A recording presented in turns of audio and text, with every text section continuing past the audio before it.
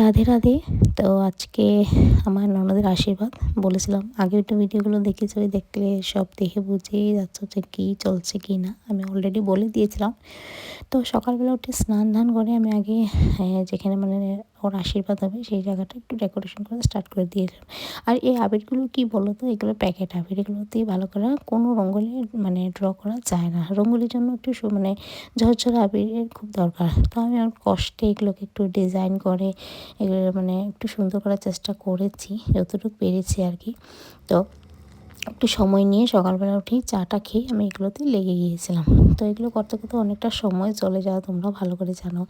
আর কোথাও গেলে আমি এগুলো করতে খুব এক্সাইটেড থাকি, খুব ভালো থাকে। আমি নিজে নিজে যে এগুলো কাম মানে বলি আমাকে তো আমি করে দিই সুন্দর করে। আর করতেও ভালো লাগে, কোথাও গিয়ে একটু কাজকর্ম করে সুন্দর করে কোনো রিচুয়ালসটাকে আরও একটু সুন্দর করতে আরও ভালো লাগে।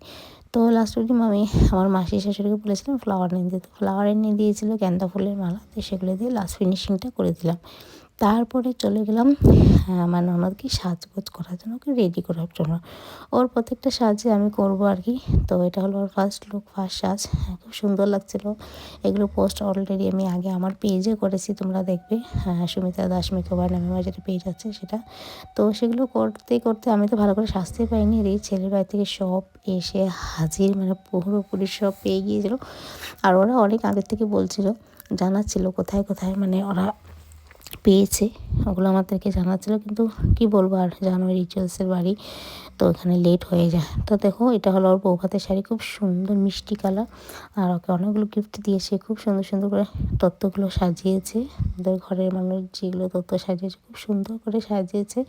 Chocolate, chips, cosmetic, sari, jewellery, phone বাগেরা অনেক কিচ্ছু, মিষ্টি অনেক কিচ্ছু ওখানে ছিল। তো তত্ত্বগুলো তোমাদের সাথে শেয়ার করলাম, ভাবলাম যে এগুলো শেয়ার করি। তারপর লাস্টে আসলো আশীর্বাদের টাইম। তো একজন একজন করে সবাই একটু একটু করে আশীর্বাদ করলো। আগে ব্রাহ্মণের সব নিয়ম টিয়ম করলো। তো আমি এখানে অল্প সময়ের জন্য এসেছিলাম, আমি এখানে ছিলামই না, ওদের দ্বীপে কাজে কাজে ছিলাম। আর এদিকে আমার মেয়ে দেখবে এই যে পিচ কালারের ড্রেস পরে নিচে আছে। তো সবাই এখানে বসে আছে, এই যে আমার মেয়ে।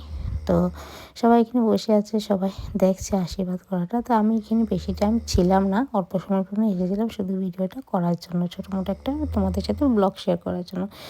তারপর এগুলো মোটামুটি শেষ করার পর সবাই আসলো, ওরা সব ফ্যামিলি মিলে ফটো শ্যুট করার জন্য। তো আমি সব মোবাইলে ফটো নিয়েছিলাম, এখানে সবাই ছিল।